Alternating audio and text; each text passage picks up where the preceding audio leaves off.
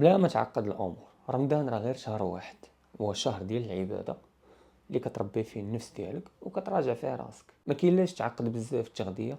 الا كنتي ديجا نتايا متبع واحد النظام غذائي، فالحاجه الوحيده اللي ممكن تغير هي التوقيت ديال الاكل. اما عموما فهادو بعض النصائح ممكن تتبعهم باش تسهل عليك توصل للاهداف ديالك اولا تحافظ عليها في هذيك الفتره. اول حاجه ديما عطي الاسبقيه في الاكل ديالك للبروتين والخضروات.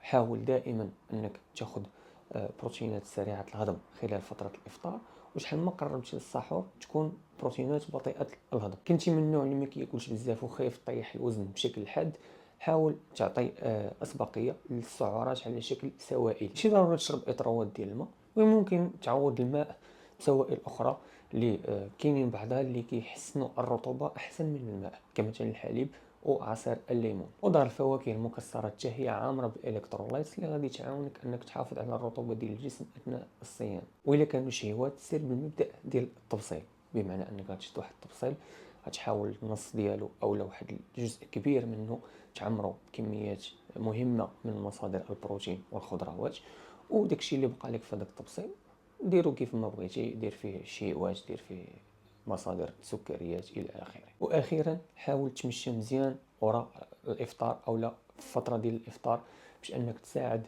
الجسم على الهضم، زائد انك ترفع من المستوى ديال الحركه ديالك.